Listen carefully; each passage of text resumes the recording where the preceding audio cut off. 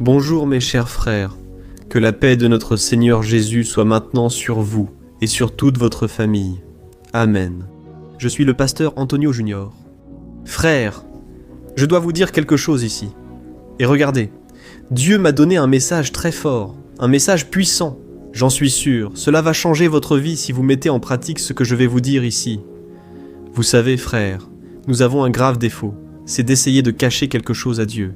Comme si le Dieu tout-puissant, omniscient, omniprésent, le Dieu qui sait tout sur nous, avant même que le mot ne sorte de notre bouche, il sait déjà ce qui est ici, hein. Et même ainsi, nous insistons pour essayer de justifier nos erreurs devant Dieu. Nous essayons de lui montrer un type de personne que nous ne sommes pas, mes frères. Le Seigneur connaît notre cœur d'une manière si profonde, plus que nous-mêmes. Alors, ce que le Saint-Esprit m'a montré aujourd'hui est une révélation si forte parce que bien souvent, vous ne recevez pas les réponses à vos prières, à ce que vous présentez devant le Seigneur. À cause de certains détails que je vais vous apporter ici dans ce message, frères, il est très important d'apprendre dans la Bible comment plaire à Dieu, comment avoir vos prières exaucées. Il est clair que Jésus a dit aux disciples, la même chose qu'il nous dit aujourd'hui, tout ce que nous demandons en son nom, il le fera afin que le Père soit glorifié. Mes frères, quand nous regardons dans l'original, dans l'essence de ce que Jésus voulait vraiment dire par là, alors tout change. Je vais vous donner un enseignement précieux et commencer tout de suite pour ne pas prendre trop de votre temps. Mais je veux vraiment que vous fassiez attention aux détails de ce que je vais partager ici, parce que peut-être que vous n'y avez jamais pensé de ce point de vue. Et vous allez commencer à comprendre pourquoi, très souvent, Dieu n'agit pas dans votre vie, pourquoi il reste souvent silencieux. Alors qu'il aimerait être en train d'agir et faire ce qui devrait être fait pour que vous ayez des résultats dans votre vie de prière, dans votre communion avec lui. Amen. Donc, le message d'aujourd'hui est très fort. Avant tout, je veux juste vous demander une chose. Abonnez-vous à ma chaîne, vous qui êtes nouveau ici. Je veux que vous soyez sur ma liste de prières chaque jour. Et ce n'est pas une blague, je prie vraiment, frères, et Dieu connaît mon cœur. Et je vous demande aussi d'activer la cloche de notification pour ne rien manquer. Alors, sélectionnez l'option « Toutes » pour ne pas manquer les prochaines prières que je publierai. D'accord? Les prochaines vidéos sont une bénédiction, je suis sûr qu'elles vont beaucoup t'édifier, d'accord? Alors, commençons par la réflexion d'aujourd'hui. Et ensuite, je voudrais faire une prière spéciale pour toi et ta famille. Gloire à Dieu, mon frère! As-tu déjà pensé que la première réaction de l'être humain, après la chute dans le jardin d'Éden, n'a pas été le repentir? En fait, c'était la peur. Et la peur a poussé Adam à faire deux choses. Nous faisons la même chose encore aujourd'hui. Il s'est caché et il s'est justifié. Tu te souviens que Dieu lui a demandé « Adam, où es-tu » Et il a répondu « J'ai entendu ta voix, Seigneur, et j'ai eu peur et je me suis caché. » Donc d'abord, il a essayé de se cacher de Dieu et ensuite, il a essayé de se justifier. Tu te souviens? Ensuite, quand Dieu l'a confronté, il n'a pas dit « Oh, j'ai eu tort », non. Il a dit ceci « Seigneur, la femme que tu m'as donnée m'a fait tomber dans la tentation. » Autrement dit, il a rejeté la faute sur l'autre personne. Et regardez comme c'est profond. Frères, à cause de cette erreur d'Adam, maintenant nous tous, chaque être humain qui est pécheur, qui est faillible, on dirait qu'il a appris que la façon de survivre, c'est de se justifier. On apprend ça depuis qu'on est enfant, depuis notre naissance, quand on casse quelque chose. Et c'est la première chose qu'on dit? Non, ce n'était pas moi. Ou alors l'enfant dit « Ah, c'était pas fait exprès, ah, c'est un tel, frère !» On emporte ça aussi dans la vie adulte. Réfléchis-y, au travail, au mariage. Et ce qui est le plus dangereux, tu sais ce que c'est. On emporte ça dans notre relation avec Dieu. Malheureusement, nous vivons dans une génération qui déteste assumer la faute. Tout le monde invente une excuse, frère. C'est toujours la faute du gouvernement. C'est toujours à cause du passé. C'est toujours à cause de nos parents. C'est toujours à cause de ce traumatisme que nous avons. C'est toujours à cause de notre faiblesse. Ce n'est pas comme ça. Et je ne dis pas que ces choses n'ont pas leur poids, qu'elles n'ont pas leur importance. Elles en ont, oui, mais elles n'enlèvent jamais notre responsabilité. Et alors, mes frères, ça ne sert à rien d'essayer de se justifier devant Dieu, parce que devant le Seigneur, la seule défense qui fonctionne pour nous, c'est de nous déclarer coupables. Pensez-y, c'est le contraire de la logique du monde, parce que dans le monde, vous n'êtes punis que si vous confessez votre crime, si vous avouez votre faute. Mais mes frères, dans le royaume de Dieu, vous n'êtes pardonnés par le Seigneur que si vous confessez. Regardez comme c'est intéressant. C'est pour cela, mes frères, qu'une personne qui commet une faute, soudain, elle fait une pénitence, elle fait un vœu, une promesse. Mes frères, cela ne sert à rien. Pourquoi ? La personne essaie de compenser son erreur. C'est comme si elle pensait ainsi « Ah, je fais une erreur ici, mais alors j'essaie de compenser en faisant plus de bonnes choses là-bas. » C'est-à-dire, je prie plus, je vais jeûner davantage, je vais à l'église, je vais essayer de ne pas manquer les cultes. Alors que la seule chose que Dieu attend de nous, c'est un cœur repentant. Un cœur qui ne cherche pas d'excuses devant Dieu, qui n'essaie pas de négocier notre faute. La seule chose que le Seigneur nous demande, c'est ceci. Mon fils, repens-toi de tes fautes. Je vais faire des choses. Je vais faire encore plus de choses. Tu n'as pas de force contre le péché. Et tu sais pourquoi Dieu veut qu'on fasse cela ? Parce que d'abord, Jésus, il a déjà payé le prix pour nous. Ou tu penses que Jésus est mort sur la croix parce que nous sommes gentils ? Non, frère, c'est parce que nous sommes mauvais. Jésus le savait. Il savait que la seule façon pour nous d'être sauvés de la condamnation, c'était qu'il soit lui-même condamné à notre place. Il suffit que tu te souviennes de Barabbas. Tu te rappelles quand Barabbas a été libéré et que Jésus a été crucifié à sa place. Et qu'est-ce que Dieu voulait nous montrer à ce moment-là, frère ? Que nous sommes Barabbas, que nous sommes faillibles, pécheurs.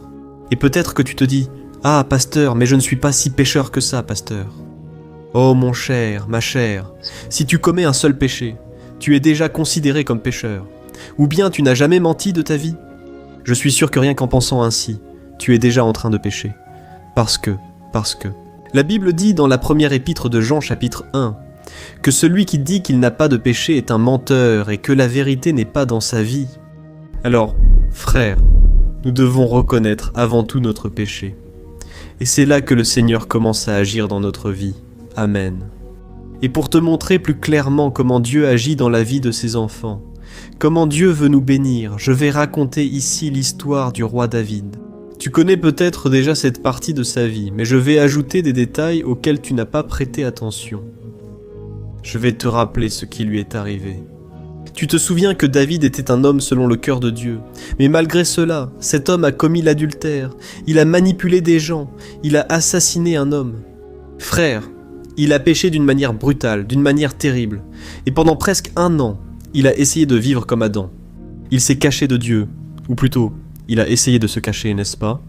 Alors, il a continué à être roi, il a continué sa routine religieuse, mais frère, à l'intérieur, le cœur de David était détruit. Il a lui-même raconté dans le livre des psaumes que ses os s'affaiblissaient, il gémissait toute la journée. Pourquoi ? Le péché qui n'est pas confessé est comme un poison qui ronge votre âme de l'intérieur. Jusqu'à ce que la Bible dise que le prophète Nathan, il se présente devant David avec beaucoup de sagesse, et il le confronte. Et à ce moment-là, David avait 2 choix. Le choix du pouvoir, de l'orgueil du roi. Il aurait très bien pu faire arrêter le prophète Nathan, n'est-ce pas ? Il aurait pu tout nier et se justifier, ou alors il pouvait faire le choix de l'humilité. Frère, la réponse de David a fait toute la différence dans sa vie. Il n'est pas allé voir le prophète en disant « Ah, mais cette femme se baignait en public, elle se baignait la porte ouverte, et c'est pour ça que je suis tombé dans la tentation. » Non, il n'a pas dit ça, et il n'a pas non plus dit au prophète Nathan « Ah, le mari de cette femme, il est parti à la guerre, mais il allait mourir de toute façon, parce que c'était un soldat. » Non frère, David Não tentou se justificar, ele simplesmente a dit une phrase que toi et moi devrions dire chaque fois que nous péchons. Tu sais ce qu'il a dit ? « Seigneur, j'ai péché contre toi. » Frère, quand David a confessé cela, il a alors ouvert les portes du ciel pour faire descendre la miséricorde du Seigneur. Bien sûr, David a souffert des conséquences, et ce n'était pas facile du tout, mais, frère, au moins il a eu le pardon de Dieu. Là, dans le psaume 51, nous avons vu à quel point David était honnête avec Dieu. o quanto ele abriu o seu coração. Et c'est le chemin que tu dois prendre pour revenir vers le Seigneur. Regardez ce que David a dit, frère. Au début de ce psaume, le psaume 51, du verset 1 au verset 4, il a dit ceci. « Aie pitié de moi, ô Dieu, à cause de ton amour, à cause de ta grande compassion. Efface les taches de ma rébellion. Lave-moi de toute ma faute. Purifie-moi de mon péché, car je reconnais ma rébellion. Mon péché me poursuit jour après jour, nuit après nuit contre toi seul. J'ai fait ce qui est de mal à tes yeux. Regardez mes frères, réfléchissez. David avait péché contre cette femme qu'il avait vue se baigner et a fini par coucher avec elle. Il a péché contre le mari de cette femme, en l'envoyant au front de la bataille pour qu'il meure. Il a péché contre la famille. Et ce n'est pas tout, mes frères. Il a aussi péché contre Israël. Mais quand il a réalisé qu'il était en présence de Dieu, il a compris qu'en réalité, tout péché, au fond, est contre Dieu. Quand tu pèches, tu vas à l'encontre de la sainteté du Seigneur. Tu pèches contre la famille. Il y est allé. Il est parti là-bas. Il y est allé. Il y est allé. Dieu a un plan pour ta vie. Alors, quand tu comprends cela, tu arrêtes de donner des excuses. Ça ne sert plus à rien de blâmer les autres. Parce que tu as compris que ton péché est contre le Créateur. Alors, frère, ça change tout. Et tu sais ce que c'est. David n'a pas seulement reconnu qu'il péchait contre Dieu, mais il a compris ce qui plaît vraiment au cœur de Dieu. Regarde le verset 16 du psaume 51, les versets 16 et 17. Il a dit ceci. « Seigneur, tu ne veux pas de sacrifice, sinon je t'en offrirai. Et je sais aussi que tu ne prends pas plaisir aux holocaustes. Le sacrifice que tu désires, c'est un esprit brisé. Tu ne le rejetteras pas, Seigneur, un cœur humble, repentant. » Quelle révélation puissante, frère. David disait ceci. « Ô Dieu, j'ai compris, ça ne sert à rien d'essayer de t'impressionner. Ce ne sont pas mes offrandes, ni mes efforts religieux qui vont résoudre mon problème. Je sais que ça ne sert à rien d'aller simplement à l'église. Ce que le Seigneur veut, c'est la sincérité. C'est un cœur sincère qui ne veut plus fuir, qui est fatigué de lutter contre le Seigneur. Alors frère, c'est ce cœur qui plaît à Dieu, et c'est là que la grâce du Seigneur intervient. Frère, laissez-moi vous expliquer une chose. La grâce n'a pas été bon marché, parce qu'elle a coûté la vie de Jésus là sur la croix. Mais cette grâce pour nous est gratuite. Pourquoi ? Nous ne pourrons jamais payer. Nous ne pourrons jamais mériter cette grâce. C'est uniquement la miséricorde du Seigneur. Et lorsque tu ouvres ton cœur et confesses ton erreur, au lieu d'être condamné, c'est là que la grâce de Dieu vient sur ta vie. Amen, c'est incroyable, frère. C'est merveilleux. Je dis cela parce qu'il y a beaucoup de personnes qui se justifièrent devant Dieu, comme si cela allait résoudre quelque chose. Frère, Dieu prend plaisir à un cœur sincère. Je t'explique juste autre chose dans 2 Corinthiens, chapitre 7, verset 10. Dit que la tristesse, selon Dieu, produit la repentance pour le salut, mais la tristesse du monde produit la mort. Et savez-vous ce que cela signifie, frère ? La tristesse du monde, c'est le remords. Tu te souviens de Judas ? Judas a ressenti du remords. Il s'est senti mal à cause des conséquences de ce qu'il avait fait. Il a vu que Jésus avait été condamné. Il a même rendu l'argent. Mais à la fin, il s'est suicidé. Pourquoi ? Le remords. C'est une tristesse égoïste. Il pensait à lui-même.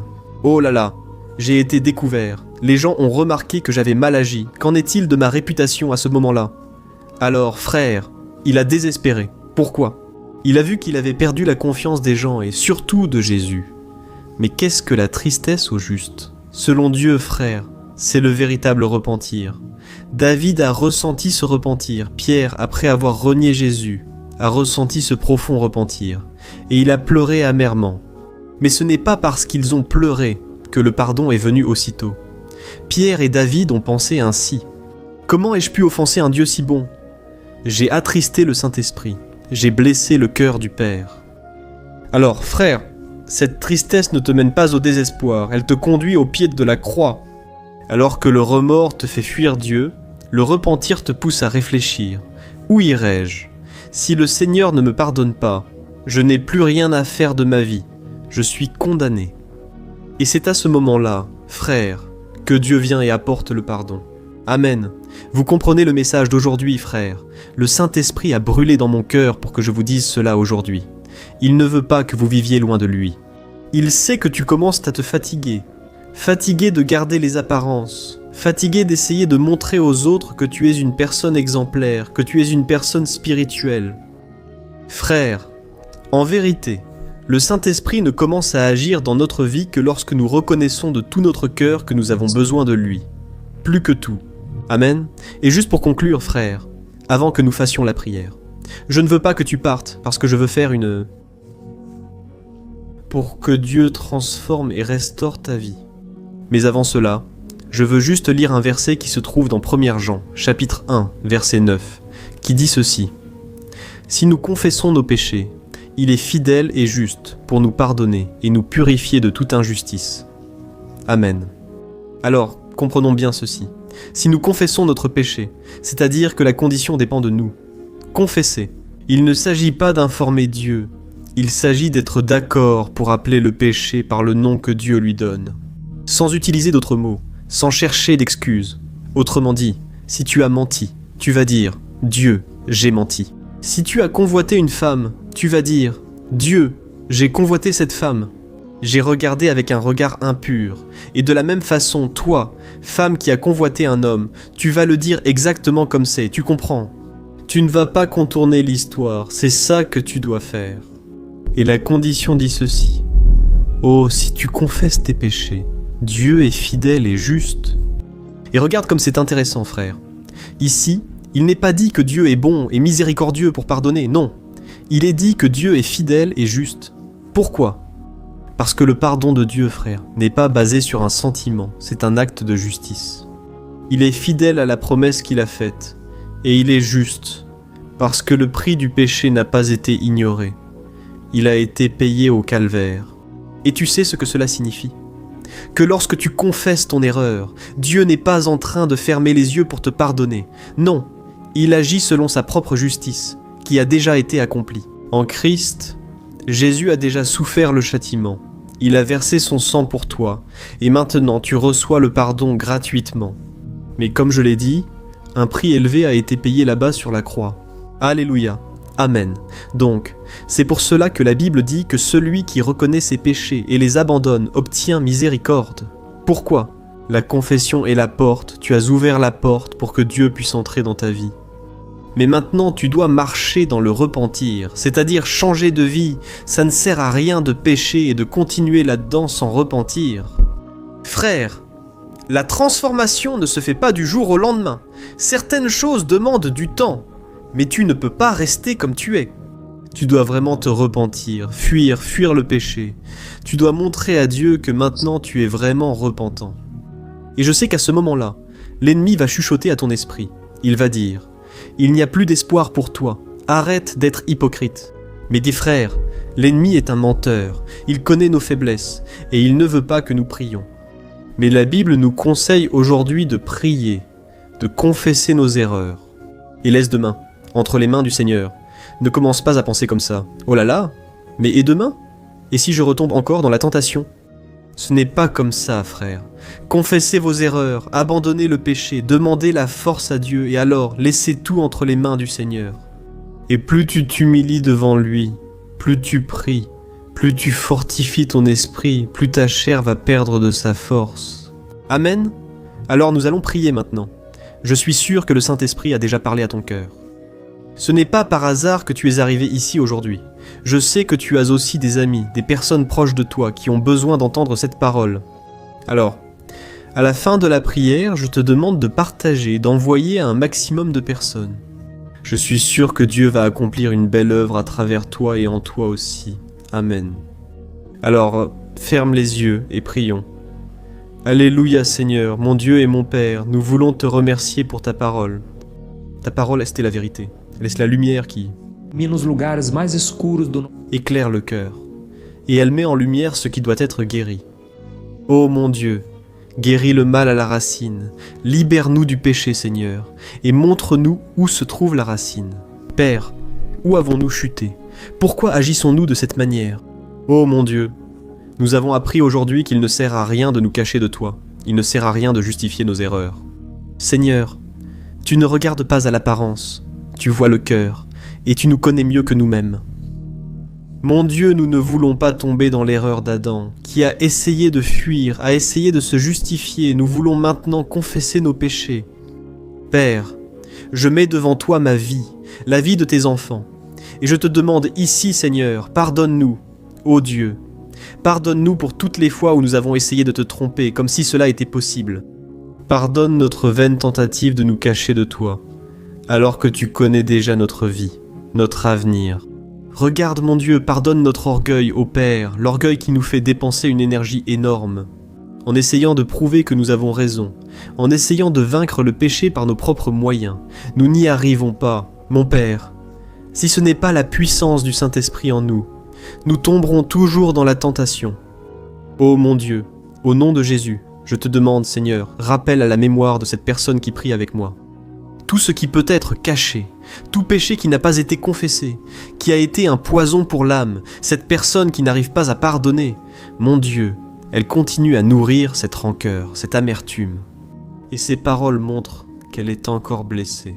Parce qu'au final, elle finit par souhaiter du mal, ou alors elle finit par souhaiter que le Seigneur fasse justice. Mais en réalité, elle veut se venger. Elle veut que l'autre souffre ce qu'elle-même est en train de souffrir. Ô Seigneur, aide-nous à pardonner comme Jésus nous a pardonné. Mon Père, je crois qu'aujourd'hui, tu es en train de nous libérer de cette rancœur.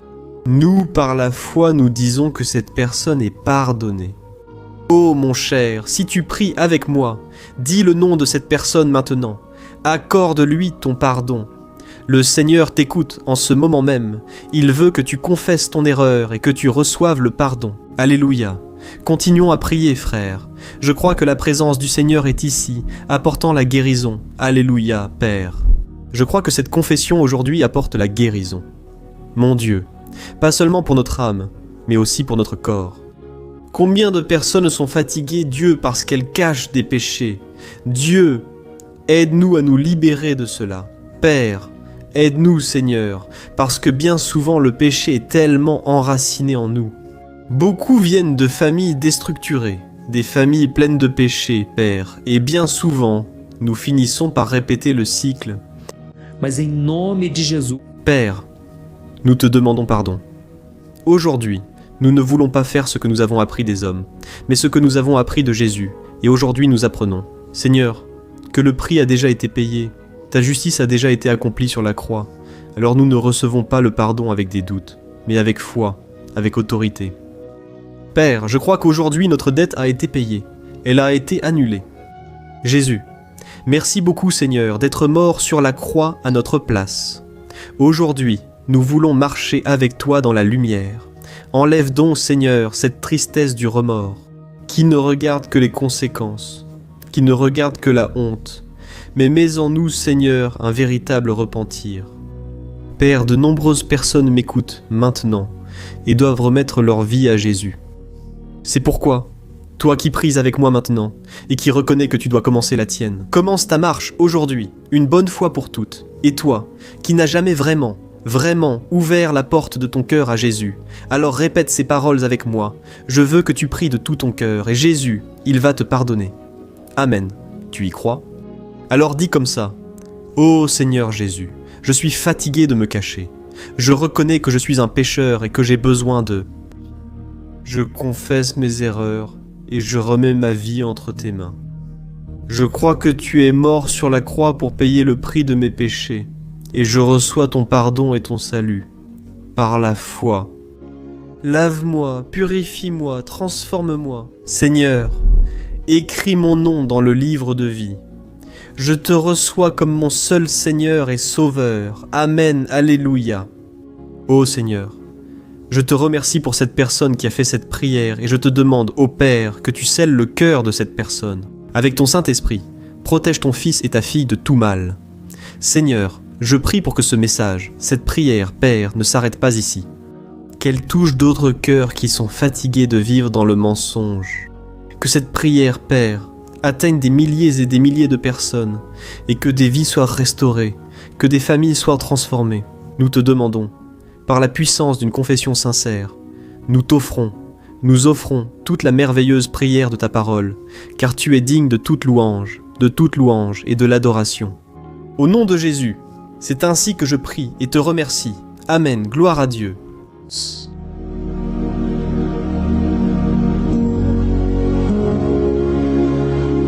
Bonjour frères, que la grâce et la paix de notre Seigneur Jésus-Christ soient avec vous.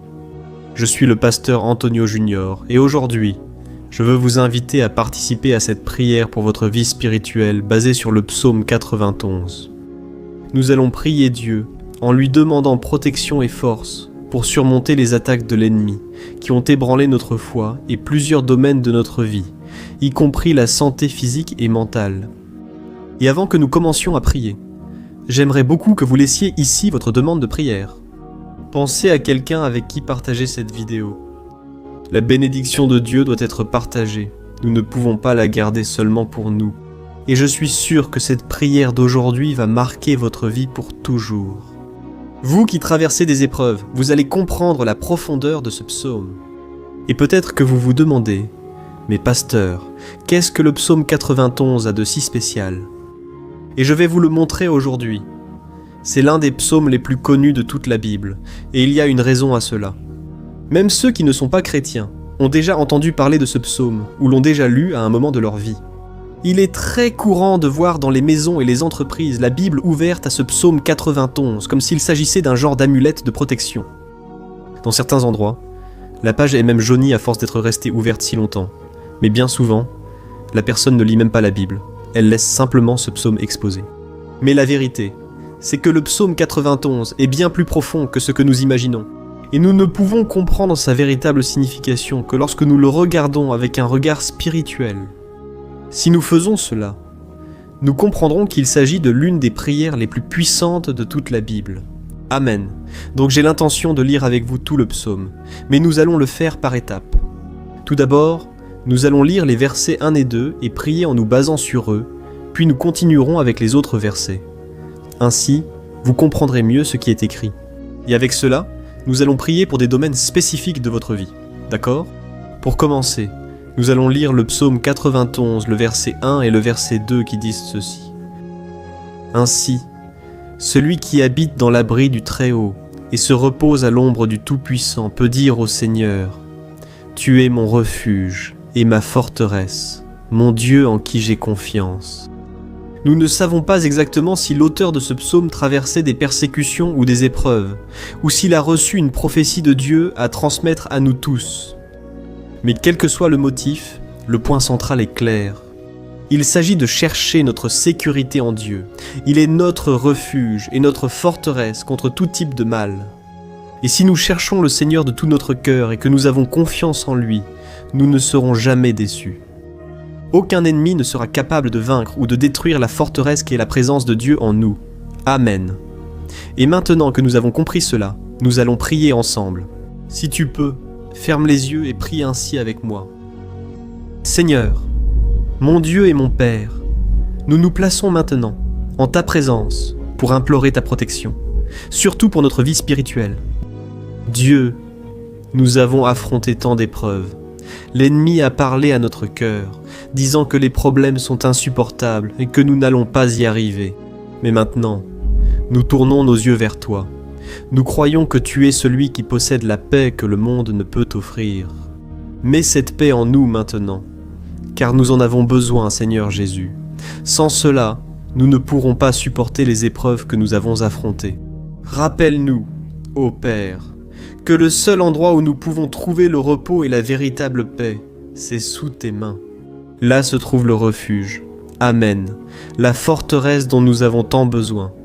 Et nous croyons qu'à l'ombre du Tout-Puissant, il y a du repos et du rafraîchissement pour notre âme. Apprends-nous, Seigneur, à avoir confiance en toi et à nous reposer dans tes bras. Nous remettons maintenant entre tes mains nos préoccupations, nos peurs et nos angoisses. Ô mon Père, je sais que beaucoup de personnes en ce moment sont en dépression, sont en deuil, angoissées, avec leur corps montrant des signes de courage. Je sais, l'anxiété est hors de contrôle. C'est pourquoi, aide-nous à comprendre que tu es au contrôle de notre santé, de notre famille, de nos finances, de nos relations et de notre cœur.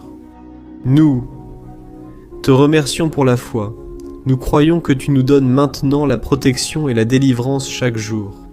Ta parole dit, dans le psaume 34, verset 19, que nombreuses sont les afflictions du juste, mais que le Seigneur le délivre de toutes. C'est pourquoi, mon Dieu, nous te remercions beaucoup, parce que nous croyons que le Seigneur est en train de nous délivrer une fois de plus.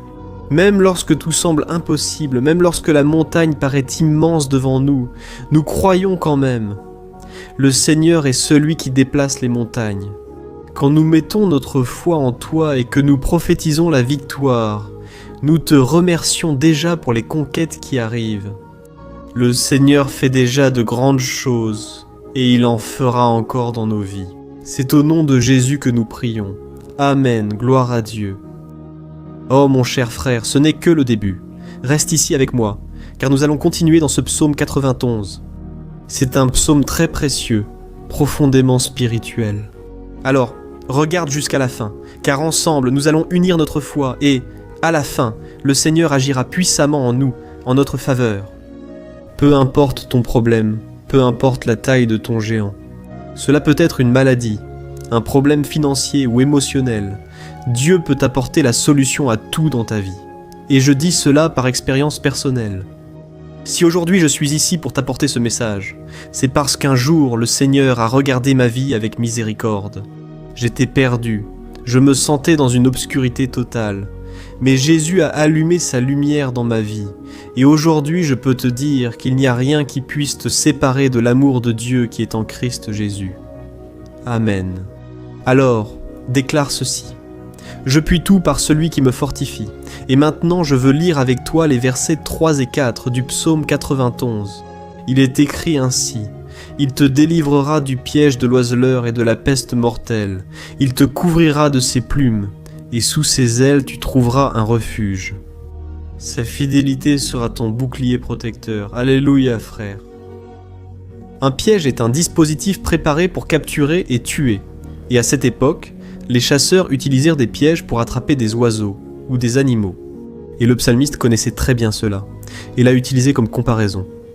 Il voulait dire que chaque jour, le diable place aussi des pièges sur notre chemin, pour nous tenter, pour nous détruire spirituellement, pour nous éloigner du Seigneur, pour nuire à notre vie, dans les moindres détails. Mais si nous courons sous les ailes du Seigneur, il nous protégera. C'est la promesse de Dieu pour toi. Il va te protéger du poison mortel de Satan, tout comme un aigle protège ses petits. Amen. Alors, prions encore une fois. Garde les yeux fermés et écoute cette prière de tout ton cœur, Seigneur, mon Dieu et mon Père. Nous restons en ta présence, parce que nous croyons que notre vie spirituelle ne sera plus jamais la même. Et encore une fois, nous te demandons de ne pas permettre que les problèmes et les difficultés du quotidien nous fassent perdre de vue l'essentiel, qui est Jésus-Christ. Délivre-nous, Seigneur, des pièges que Satan a préparés pour nous faire tomber.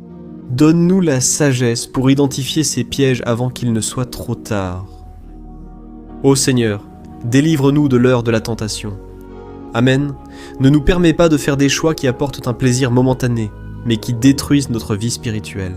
Ensuite, aide-nous, ô Père, à toujours courir sous tes ailes. Que ta fidélité nous protège de la fureur du dévoreur. Tous les jours de notre vie, au nom de Jésus, c'est ainsi que nous prions. Amen. Alléluia. Et maintenant, nous allons continuer avec le psaume 91. Cette fois, les versets 5 et 6 qui dit ceci. Tu ne craindras ni la terreur de la nuit, ni la flèche qui vole de jour, ni la peste qui rôde dans les ténèbres, ni le fléau qui ravage en plein midi. Frères, il se peut que ce psaume ait été écrit par le roi David. Beaucoup le croient, car il a été un guerrier qui a affronté des ennemis de jour comme de nuit. David savait ce que c'était que d'être sous attaque constante, mais même ainsi, il ne se rendait pas, car il savait que le Seigneur était son bouclier. Et nous aussi, nous devons avoir cette assurance, cette certitude de la protection divine. Nous devons comprendre que la destruction, la tragédie, tout cela peut arriver à ceux qui rejettent le Christ. Mais ceux qui font confiance au Seigneur seront épargnés. C'est la promesse de Dieu dans les versets 5 et 6. Alors, prions encore une fois. Je suis sûr que la présence du Seigneur est déjà en train d'apaiser ton cœur, qu'il te prépare déjà pour ce qui va arriver, pour ce que le Seigneur a pour ta vie. Alors prions. Seigneur mon Dieu et mon Père, nous te demandons maintenant de nous protéger des flèches lancées par Satan contre nous et contre nos familles. Oh mon Père, les attaques ont été si intenses que bien souvent, nous pensons que nous n'allons pas tenir le coup. Il semble que nous sortions d'un problème pour entrer aussitôt dans un autre encore plus grand. Aie pitié, ô Dieu, de ceux qui pleurent maintenant en ta présence. Va à la rencontre de ce jeune qui est en dépression. Va à la rencontre de cette personne qui est hospitalisée, de cette mère désespérée, de ce père de famille qui ne sait pas comment il va subvenir aux besoins de sa maison. Oh mon Père, ranime la foi de ces personnes, donne-leur la persévérance, la même que David a eue face aux batailles, face aux géants.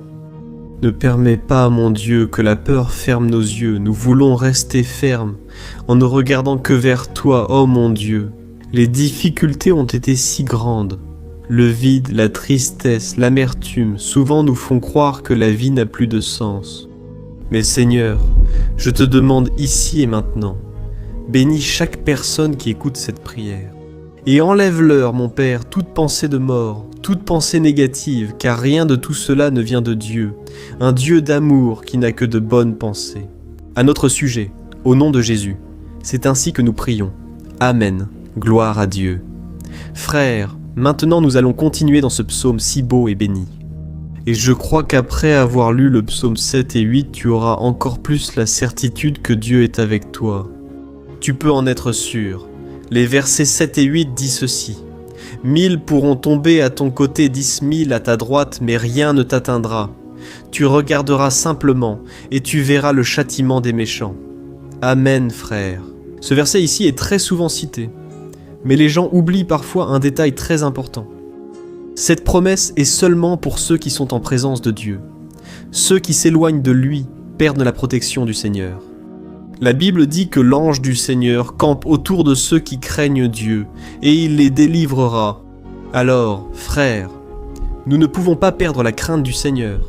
Nous ne pouvons pas sortir de la protection de Dieu, car beaucoup, dans le monde, sont déjà éloignés. Et alors, quand nous les regardons, nous remarquons une chose. On dirait que leur vie va de mal en pis. On dirait que la maison est sans protection et que l'ennemi entre et sort, et il cause une grande destruction, un grand désordre. Combien de familles, frères, sont déstructurées? Combien de personnes sont touchées parce qu'elles ont perdu la protection spirituelle? Si tu t'identifies à ces personnes, si tu fais partie d'une famille qui a subi beaucoup d'attaques et qui a été touchée, je veux que tu pries en toute conscience, crois qu'en ce moment, beaucoup peuvent tomber à tes côtés, beaucoup peuvent tomber à ta droite, mais rien ne t'atteindra. Amen. Alors, prie avec foi, avec la certitude que les anges du Seigneur viennent vers toi, prie de cette manière. Dieu éternel, envoie tes anges, Seigneur.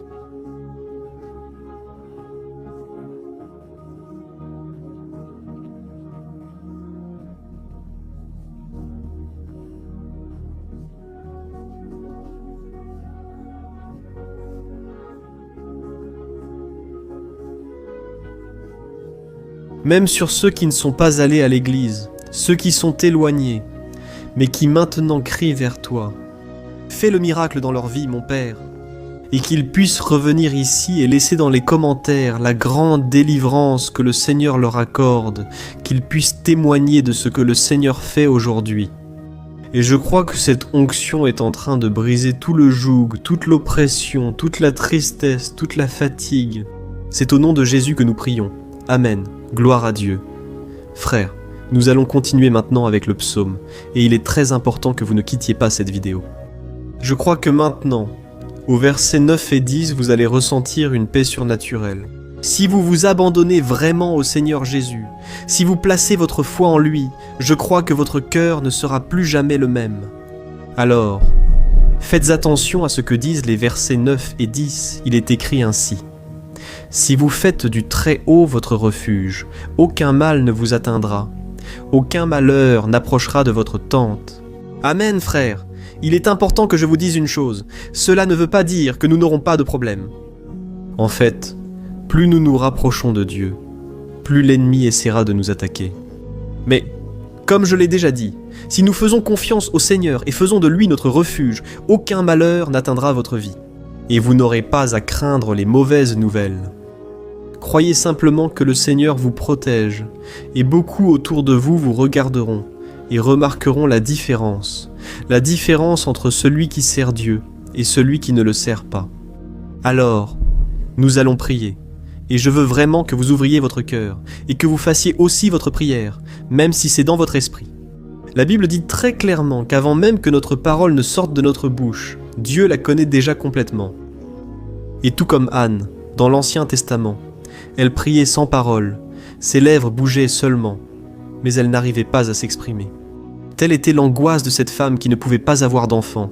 Mais elle a prié, et cette nuit-là, Dieu lui a accordé la grâce, et elle est devenue une mère joyeuse d'enfants. Le Seigneur a-t-il ouvert son sein? Et je crois que, de la même manière, tout ce qui ne porte pas de fruits, tout ce qui n'avance pas, aujourd'hui ce cycle se termine ici. Au nom de Jésus, prenez possession de cela et priez ainsi avec moi, prions. Père bien-aimé, nous te remercions pour notre vie, même au milieu des difficultés, au milieu des batailles que nous affrontons. Et nous voulons te demander, maintenant, ô Père, continue d'être notre refuge, notre salut, que le sang de Jésus-Christ, versé sur la croix, nous purifie de tout péché. L'ennemi connaît nos faiblesses, Seigneur. Mais lorsque nous avons confiance en toi, aucun mal ne nous atteint, car ta parole nous dit dans Romains 8, 31, « Si Dieu est pour nous, qui sera contre nous? Et si le Seigneur agit, qui pourra l'en empêcher? Personne. » Alléluia. Oh mon Père, merci beaucoup Seigneur pour ce moment si spécial. Nous nous approprions ce que le Seigneur nous donne déjà. La paix que ce monde ne connaît pas. La paix qui dépasse toute compréhension. Garde-nous dans cette paix. Et jusqu'à la fin de cette vidéo, mon Dieu, nous saisissons que tu es déjà en train de libérer la bénédiction à notre égard. Alléluia frère. Maintenant nous allons lire du verset 11 au verset 13 qui dit ceci. « Car il donnera des ordres à ses anges à ton sujet, pour qu'ils te protègent dans toutes tes voies. Ils te porteront sur leurs mains, afin que ton pied ne heurte aucune pierre. Tu marcheras sur le lion et la vipère, tu écraseras le lion puissant et le serpent. Amen. » Oh mes bien-aimés, la sollicitude de Dieu est si grande qu'il envoie des anges pour nous garder. La Bible dit dans Luc, chapitre 22, que lorsque Jésus était à Gethsémani, il était là, souffrant de l'angoisse, du combat de la chair contre l'esprit. C'était le moment le plus difficile de sa vie. Et même si les disciples n'étaient pas avec lui à ce moment-là, après tout, il dormait. Mais la Bible dit que l'ange du Seigneur est venu vers le Christ et l'a fortifié. Amen. De la même manière, toi qui souffres en ce moment, toi qui as une grande douleur dans le cœur, toi qui penses ne plus pouvoir supporter, crois qu'en ce moment, le Seigneur envoie des anges. Il donnera des ordres à ses anges à ton sujet, pour qu'ils te protègent dans toutes tes voies, et qu'ils te tiennent par la main. Alléluia. Et toi alors, tu écraseras la tête du serpent, tu vaincras tout le mal qui s'est levé contre toi et contre ta famille. Alors, nous allons prier maintenant. Nous sommes déjà en train de terminer le psaume, mais s'il te plaît, ne pars pas afin que la bénédiction du Seigneur repose sur toi à tout moment. Prie ainsi avec moi. Seigneur, mon Dieu et mon Père, les batailles spirituelles ont été si difficiles qu'il y a des moments où nous pensons que nous n'allons pas tenir. C'est pourquoi nous crions, ô Dieu, envoie tes anges. Maintenant, donne-leur des ordres, Père, pour qu'ils nous protègent dans toutes nos voies, qu'ils nous gardent, nous guident et nous fortifient. Ô mon Père, seuls, nous n'y arrivons pas, mais avec tes anges à nos côtés, nous pouvons écraser la tête de l'ennemi. Et nous avançons fermement vers l'éternité. Ta parole dit que le Seigneur envoie tes anges pour protéger ceux qui vont hériter du salut, et nous nous approprions cette promesse. Même si nous ne pouvons pas voir ce qui se passe dans le monde spirituel, nous croyons que le Seigneur nous protège, nous garde et nous délivre. Maintenant. C'est pourquoi je te demande, mon Père, bénis chaque personne qui participe à cette prière, protège-les de toute chute, tromperie, et des mensonges de Satan. C'est au nom de Jésus que nous prions. Amen. Gloire à Dieu. Et maintenant, frères, nous arrivons au dernier verset du psaume 91. Nous allons lire les versets 14 à 16, qui dit ceci. « Parce qu'il m'aime, je le délivrerai, je le protégerai, car il connaît mon nom. Il m'invoquera, et je lui répondrai. Dans l'adversité, je serai avec lui. Je le délivrerai, et je le comblerai d'honneur. Je lui donnerai une longue vie et je lui montrerai mon salut. Amen, gloire à Dieu, frère. Jésus a dit que quiconque vient à lui, il ne le rejettera jamais. Alors, Rien ni personne ne peut te retirer des mains du Seigneur. Il t'aime vraiment. Il a déjà montré et prouvé son amour pour toi. Quand le Christ est allé jusqu'au bout, quand le Christ a souffert pour tes péchés, quand il a versé son sang pur et sans tache parce qu'il n'avait pas de péché. Mais il a fait cela par amour pour toi. Et lui-même maintenant est en train de te protéger. Je vais te sauver, je vais te protéger, je te répondrai et dans l'adversité, je serai avec toi pour te délivrer. Alléluia. Alors, crois en cette merveilleuse promesse du Seigneur et fais cette dernière prière avec moi. Prie ainsi. Seigneur, mon Dieu et mon Père, nous te remercions parce que tu nous as soutenus jusqu'ici. Merci mon Dieu, parce que tu es bon, tu es miséricordieux et tu ne nous traites pas selon nos péchés. Car sinon, aucun de nous ne survivrait, nous serions tous condamnés. Mais Jésus, nous plaçons notre foi en toi en ce moment. Nous croyons que tu es notre Seigneur et Sauveur, le seul qui peut nous donner la vie éternelle. Car tu es ressuscité, et tu es à la droite du Père. Seigneur, même sans le mériter, nous avons confiance en ta grâce et ta miséricorde. Et je te demande ici et maintenant, Père, que chacune de ces personnes puisse être un témoin vivant, afin que d'autres puissent aussi te connaître. Fais en sorte que cette vidéo, mon Père, atteigne des foules, des milliers et des milliers de personnes, Père qui sont angoissés, sans espoir, sans Dieu dans ce monde. Nous voulons, chaque jour, mon Père, nous approcher de toi à travers Jésus-Christ, l'auteur de la foi, et qui l'amène à la perfection. C'est en ton nom, Jésus, que nous prions et te remercions. Amen, gloire à Dieu. Oh mes bien-aimés, si vous êtes arrivés jusqu'ici, je veux remercier chacun de vous qui s'est consacré à chercher davantage le Seigneur. La Bible dit que tous ceux qui le cherchent de tout leur cœur le trouveront, et il fera sa demeure et accomplira des merveilles dans votre vie. Amen. N'oubliez pas de partager maintenant. Je suis sûr que le Seigneur vous utilisera dans la vie de nombreuses personnes qui n'ont peut-être pas l'habitude de prier. Mais cette vidéo peut être la porte d'entrée pour que le Seigneur Jésus achève son œuvre dans leur vie. Amen, que Dieu te bénisse. Je t'attends dans la prochaine vidéo, je vous embrasse. Bonjour mes chers frères, que la paix de notre Seigneur Jésus-Christ soit sur ta vie et sur ta famille. Ici, c'est le pasteur Antonio Junior. Et aujourd'hui, je suis ici pour prier pour toi qui es triste, toi qui es angoissé, toi qui traverses des problèmes dans ton mariage, dans le domaine des finances ou dans n'importe quel autre domaine. Aujourd'hui, je vais faire une prière puissante pour toi. Je veux intercéder pour ta cause en demandant au Seigneur de restaurer ton mariage, ta santé physique et spirituelle. Et que le Seigneur te donne la force de te relever et de recommencer ta marche avec la certitude que ton secours vient de Dieu. Amen. Et pour cela, nous allons méditer. Le psaume 121 est l'un des plus beaux psaumes écrits par le roi David, dans lequel il exprime toute sa confiance et sa sécurité en Dieu. Je suis sûr que ce message va beaucoup te fortifier. Parce que nous allons lire tout le psaume 121, et ensuite je vais t'expliquer chaque verset pas à pas. Ainsi, nous allons chercher le Seigneur dans la prière. D'accord, je vais commencer par te lire le psaume 121, puis nous allons commencer à expliquer chaque verset de ce psaume. Ça commence ainsi. Je lève les yeux vers les montagnes et je me demande, d'où me vient le secours ? Mon secours vient du Seigneur, qui a fait les cieux et la terre. Il ne permettra pas que tu trébuches. Ton protecteur restera vigilant. Oui, le protecteur d'Israël ne dormira pas. Il est toujours vigilant. Le Seigneur est ton protecteur. Comme une ombre qui te protège, il est à ta droite. Le jour, le soleil ne te frappera pas, ni la lune la nuit. Le Seigneur te protégera de tout mal, il protégera ta vie, le Seigneur protégera tes allées et venues, dès maintenant et pour toujours. Amen, gloire à Dieu, frère. Regardez comme ce psaume est merveilleux, n'est-ce pas ? Ici, au verset 1 et au verset 2, il est dit ainsi. Je lève les yeux vers les montagnes et je me demande, d'où me viendra le secours ? Mon secours me vient du Seigneur qui a fait les cieux et la terre. Gloire à Dieu, frère. David a écrit ce psaume juste après avoir appris que le prophète Samuel était mort. Je ne sais pas si tu le savais, mais Samuel était le dernier grand ami, un grand ami du roi David, qui était encore en vie. Et dans cette prière, David se tourne alors vers le Seigneur comme le seul secours qui lui reste.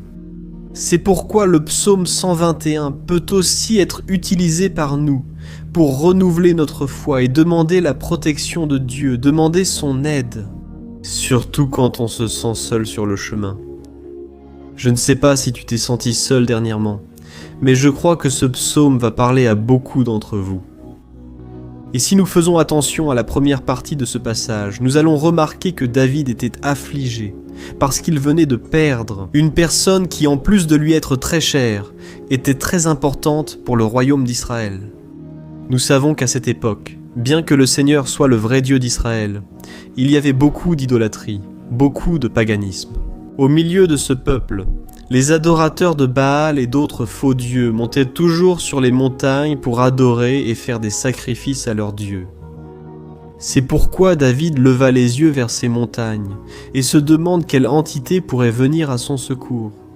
Et, immédiatement, David confirme « Mon secours vient du Seigneur qui a fait les cieux et la terre ». Autrement dit, David déclarait « Je ne vais pas me vendre, je ne vais pas négocier.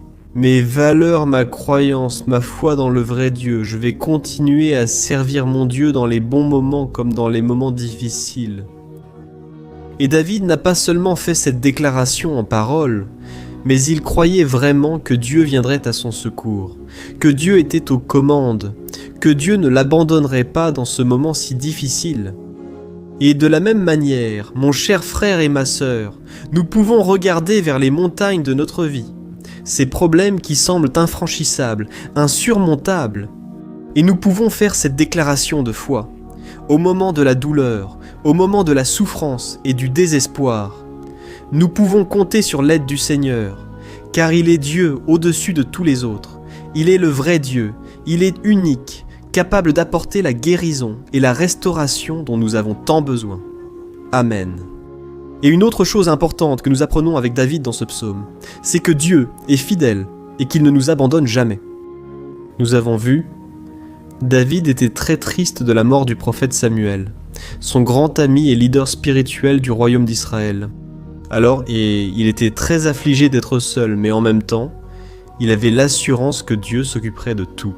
Amen. Alors, maintenant je veux faire une prière pour toi qui te sens seul. Et ensuite nous allons continuer avec ce beau passage du psaume 121. Mais avant cela, je veux prier pour toi. Toi qui ne vas pas bien, toi qui te sens si vide ces derniers temps. Peut-être que tu vis seul, je ne sais pas. Mais ce que je ressens dans mon cœur, c'est qu'il y a beaucoup de personnes en manque d'affection qui se sentent seules. Et moi aussi, j'ai déjà traversé cela il y a de nombreuses années. Il y a eu une période où j'ai vécu pendant 3 ans à Belo Horizonte. Et j'ai eu plusieurs moments comme ça, des moments où je n'avais personne autour de moi. Je n'avais pas d'amis, je n'avais pas mon pasteur. C'était une période où j'ai suivi un séminaire de théologie. Mais c'était aussi une période merveilleuse, où j'ai expérimenté la bonté de Dieu, la fidélité. Aujourd'hui, en y repensant, je réalise combien Dieu était présent. Ça n'en avait pas l'air quand je vivais ce moment d'angoisse, de solitude, de manque. Je n'avais pas de petit ami. Je n'avais aucune idée de ce que serait mon avenir, mais j'ai totalement fait confiance à Dieu. Aujourd'hui, j'ai mon ministère, j'ai mon mariage. Je vois que Dieu s'est occupé de tout et que tout doit vraiment arriver au moment voulu par le Seigneur. Ça ne peut pas être à ma façon ni à mon moment. Alors je veux prier pour toi. Maintenant, ferme les yeux et parlons au Père.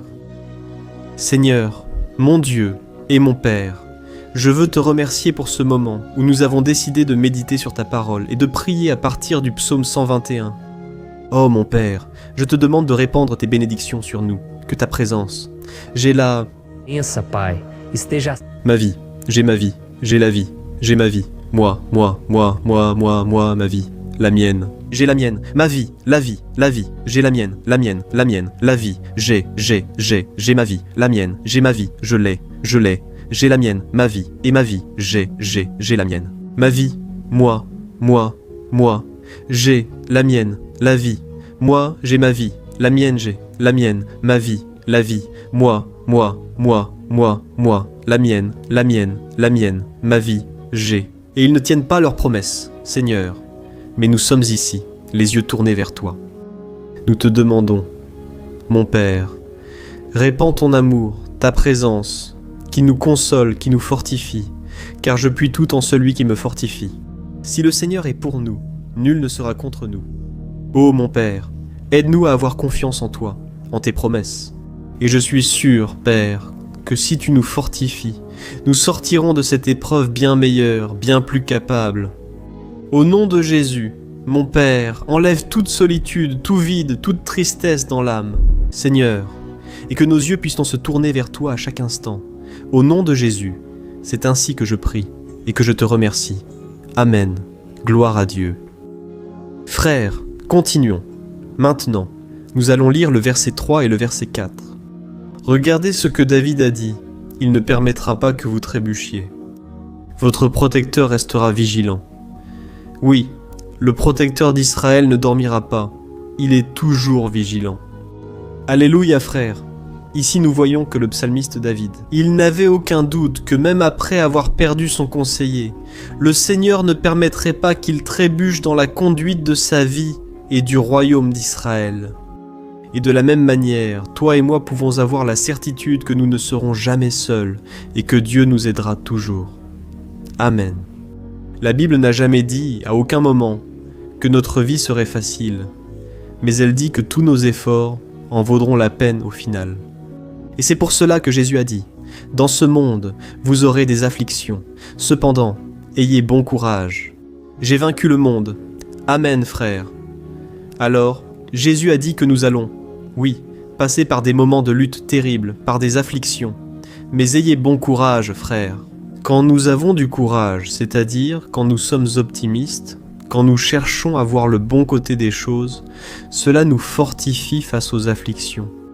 Et le psalmiste ici nous assure que le Seigneur est notre protecteur et qu'il restera vigilant 24 heures sur 24 pour veiller sur nos pas.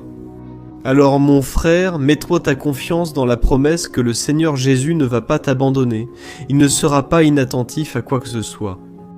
La Bible raconte qu'une fois, les disciples étaient dans le bateau avec Jésus. Et soudain, une tempête très forte est arrivée. Et les disciples, ils ont trouvé Jésus en train de dormir à la proue du bateau. Frères, à ce moment-là, ils se sont désespérés. Et ils sont alors allés en courant appeler Jésus parce qu'ils ont dit « Maître, cela ne vous fait rien. Nous sommes sur le point de mourir. » Et Jésus, à ce moment-là, il a apaisé cette tempête. Et à la fin, il a dit « Homme de peu de foi, pourquoi Jésus a-t-il dit cela, frère ?» Parce que Jésus voulait que ces hommes utilisent l'autorité que Dieu leur avait déjà donnée. Et nous, très souvent, nous traversons des épreuves, nous souffrons, et nous pensons que le Seigneur ne fait rien. En réalité, il veille sur nous. Il a confiance que nous serons forts, courageux, que nous tiendrons le coup, que nous affronterons cette tempête la tête haute et avec foi dans le Seigneur.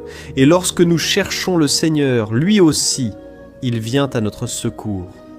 Alors mon frère, toi qui traverses des épreuves, tu dois croire que le Seigneur est avec toi. Amen, gloire à Dieu.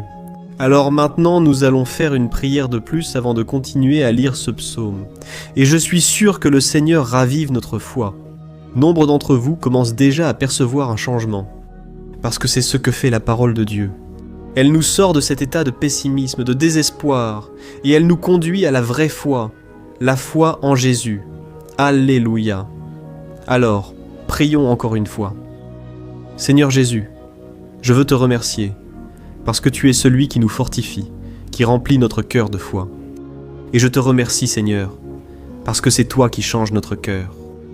Combien de fois, mon Père, j'étais désespéré, angoissé, mais je suis allé dans ta présence et tu m'as fortifié. Tu as renouvelé mes espoirs, c'est pourquoi je te demande maintenant. Seigneur, renouvelle la foi de ce frère et de cette sœur. Ne les laisse pas être submergés par les problèmes, par les blessures, par les luttes du quotidien, Père. Ne laisse pas l'ennemi les aveugler par les préoccupations, l'anxiété. Mais qu'ils puissent avoir confiance que le Seigneur est le Dieu qui apaise la tempête, qui calme la mer. Seigneur, au nom de Jésus, je viens intercéder pour ces personnes maintenant, qui n'arrivent pas encore à prier. Jésus, pose ta main sur ces vies. Seigneur, pose ta main puissante, Jésus, et apaise cette tempête. Maintenant, je déclare, au nom du Seigneur Jésus, Amen, gloire à Dieu. Amen, frère, vous suivez avec moi là.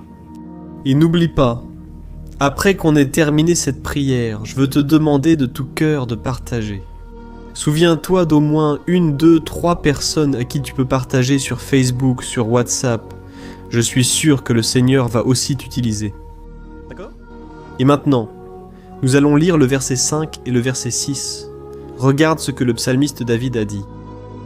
Le Seigneur est ton protecteur. Comme une ombre qui te protège, il est à ta droite. Le jour, le soleil ne te frappera pas, ni la lune pendant la nuit. Amen. Crois-tu vraiment que le Seigneur est ton protecteur, ton ombre qui te protège, à ta droite ? Alors mon frère, sache que dans les moments les plus difficiles de ta marche, le diable, il va essayer. Oui, il va te murmurer à l'oreille, pour que tu aies confiance en toi-même, pour que tu suives ton cœur, et il va utiliser ta fragilité. Aussi, parce que dans les moments de douleur, de souffrance, on devient vraiment affaibli, on baisse la garde, on devient plus sensible. Très souvent, l'ennemi va essayer d'utiliser des personnes pour nous décourager. Très souvent, on va se sentir abattu, en pensant que c'est notre fin, que c'est notre défaite. Mais c'est un mensonge, parce que, tout comme Dieu a promis à David qu'il serait son protecteur, son gardien, le Seigneur est avec toi aussi, mon frère, parce que Dieu ne te traite pas selon tes péchés. Souvent, on pense que Dieu n'est pas avec nous, parce qu'on a beaucoup de défauts, qu'on fait beaucoup d'erreurs. Mais la Bible dit, dans le psaume 103, que le Seigneur ne nous traite pas selon nos péchés. Il sait que nous sommes poussière, il sait que nous sommes fragiles, mais il a de la compassion pour nous, tout comme un père a de la compassion pour ses enfants. Alors, crois-le, le Seigneur est dans ton histoire, car tout est par la grâce, frère, personne ne mérite rien. Le salut est par la grâce, la faveur de Dieu est par la grâce. La bonté, l'amour, la fidélité, tout cela est quelque chose que nous ne méritons pas. Mais c'est quelque chose qui a été acquis pour nous là-bas à la croix du Calvaire, lorsque Jésus a donné sa vie pour mourir pour les pécheurs. Alors, si tu t'es repenti de tes péchés, et que tu marches avec Jésus, et que tu crois en lui comme ton sauveur, alors la protection de Dieu est sur toi. Amen alors. Jésus a bien dit que nous passerions par des moments de tribulation, et nous voyons que David n'a pas fait exception. Mais si nous faisons confiance à Dieu, nous avons une certitude, une paix que ce monde ne connaît pas. Une certitude que tout ira bien, que le Seigneur nous protège. Il est notre ombre à notre droite, et il a dit ici que le soleil du matin ne nous brûlera pas, ni la lune la nuit. Alors, il n'y a rien qui puisse nous arriver, qui puisse nous nuire. Tout se transformera en bénédiction, en notre faveur. La Bible dit que le Seigneur fait en sorte que toute chose concourt à notre bien. Alors mon frère, fais confiance, tout va concourir à ton bien. Amen. Et faisons encore une prière avant de continuer. Et maintenant, je veux prier pour toi qui te sens affaibli et qui a besoin de ressentir cette protection de Dieu à tes côtés à tout moment. Prions, Seigneur, mon Dieu et mon Père, je veux te présenter la vie de ce frère et de cette sœur qui se sentent faibles, affaiblis, qui n'ont même pas la force de prier. Père, ô Dieu, sois à ses côtés à tout moment. Père, protège cette personne, cache-la de l'ennemi, Seigneur, que l'ennemi ne la trouve pas, ni sa maison, ni sa famille. Au nom de Jésus, Père, protège-nous, Père, sois avec nous à tout moment. Et lorsque le soleil viendra sur nos têtes, Père, qu'il ne nous brûle pas. Que le Seigneur puisse nous garder des épreuves et que rien ne soit endommagé, rien ne soit perdu. Au nom de Jésus, Seigneur, apporte cette confiance que David avait, la confiance en ta protection, en tes soins. Nous avons besoin de ta miséricorde, Seigneur, et nous avons besoin que tu nous portes dans tes bras, parce que souvent c'est difficile, Père, comme c'est difficile, Seigneur, de supporter les luttes et les épreuves. Au nom de Jésus. Pai, nos ajude a cada dia. Amen, gloire à Dieu, alléluia, frère. Maintenant, nous allons lire l'avant-dernier verset du psaume 121, le verset 7, dans lequel David a dit ceci. « Oh, le Seigneur te protégera de tout mal, il protégera ta vie. » Avez-vous déjà remarqué qu'à plusieurs reprises ici dans le psaume 121, nous avons lu le mot protecteur en faisant référence à Dieu? Pourquoi ce mot se répète-t-il autant? C'est parce que David se répétait cela à lui-même. Et il voulait que cette vérité soit aussi gravée dans notre esprit. Il voulait que nous sachions qu'il n'existe personne d'autre capable de nous garder, de nous protéger. Alors, si vous faites partie de ceux qui cherchent la protection dans la religion, dans des chapelets, des amulettes, des images, des saints, des pasteurs, de l'huile d'onction, tant de choses, n'est-ce pas? Des bougies, un gourou spirituel ou toute autre chose qui n'est pas Dieu lui-même. Alors, mon frère, tu dois revoir tes croyances. Parce que seuls seront sauvés ceux qui remettent véritablement leur vie à Jésus et placent leur confiance en lui. Amen. J'ai cité ici plusieurs choses dans lesquelles les gens placent leur confiance. Mais nous devons comprendre que rien ne peut nous apporter la véritable protection. Parce que la Bible dit que si le Seigneur ne protège pas notre maison, les gardes, les sentinelles veilleront en vain. La Bible dit que c'est le Seigneur qui nous garde et nous protège de tout mal. Alors, mes frères, sachez-le. Même si tu es frappé de nombreuses fois, même si tu traverses des épreuves, c'est Dieu qui garde ta vie. O diabo não pode tomar. Les gens ne peuvent pas te l'enlever. C'est Dieu qui te protège, et il sait le moment exact où chaque chose doit arriver dans ta vie. Ça ne sert à rien d'essayer de te défendre toi-même. Laisse Dieu te défendre, qu'il défende ta cause. Amen. Comme nous l'avons lu dans ce verset 7, le Seigneur te protégera de tout mal. Le Seigneur protégera ta vie. Gloire à Dieu. Alors, avant que nous allions au dernier verset, je veux faire une prière maintenant, en demandant au Seigneur de protéger ta vie. Je crois que beaucoup d'entre vous sont menacés par des problèmes, par des luttes, par des personnes qui souvent ne nous veulent pas du bien. Mais cela n'a pas d'importance, parce que nous allons invoquer la protection de Dieu. Maintenant. Gloire à Dieu, Seigneur, mon Dieu et mon Père, en ce moment. Je veux te remercier, et je veux te demander, Père, protection, Dieu, protège notre maison maintenant.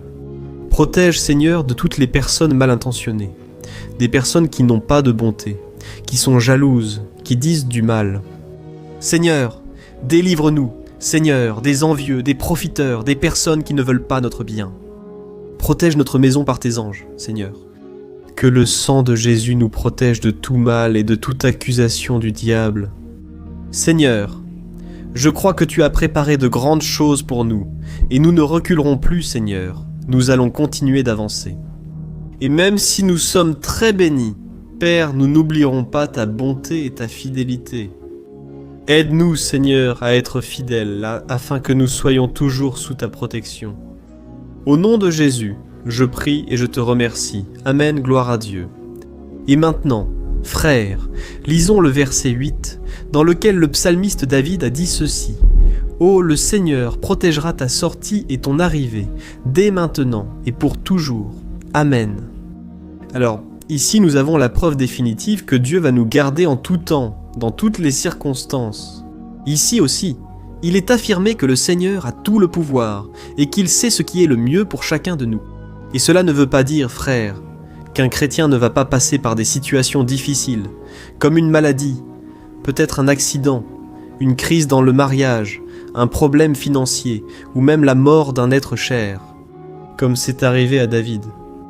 Est-ce que tous ces problèmes signifient que Dieu a perdu le contrôle de la situation?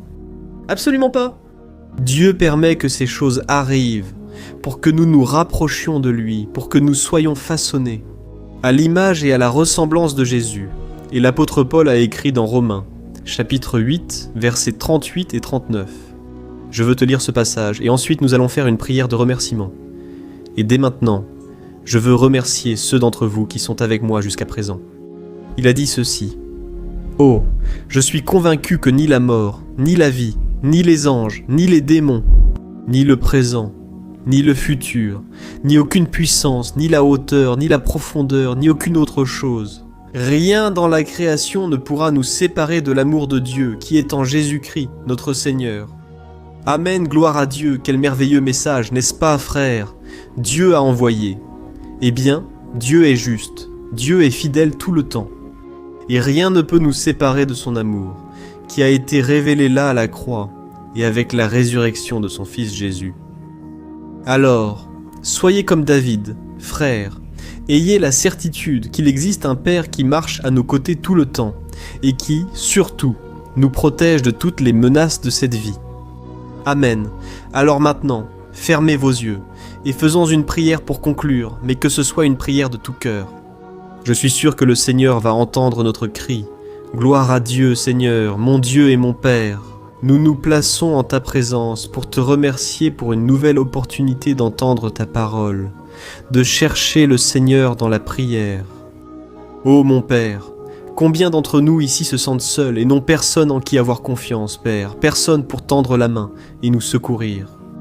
C'est pourquoi, Seigneur, nous levons nos yeux vers la montagne et nous implorons ta miséricorde pour ta faveur, ta grâce. Seigneur, reste à nos côtés. Père, nous sommes faillibles, nous sommes pécheurs, mais nous crions vers toi, Père, pour que tu prennes soin de nos pas et que tu nous conduises sur les chemins éternels. Nous te demandons aussi la force, Seigneur, pour vaincre les afflictions qui surgissent dans notre vie. Que le Seigneur nous donne du courage pour affronter et supporter les défis. Et que le Seigneur ne nous laisse pas croire au mensonge que nous sommes seuls, que rien n'ira bien.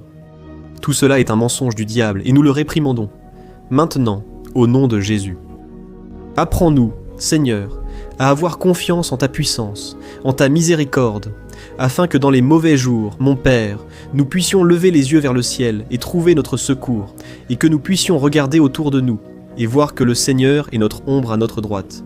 Au nom de Jésus, Père, que le Seigneur nous, et que quelles que soient les circonstances, nous adorions toujours le Seigneur, et que nous puissions toujours déclarer combien nous t'aimons. C'est au nom de Jésus que je prie et te remercie. Amen. Gloire à Dieu. Frères, Dieu est merveilleux. J'espère que cela vous a plu, et je vous demande de partager et de vous abonner à ma chaîne, pour que chaque jour nous puissions grandir ensemble dans la foi. Amen.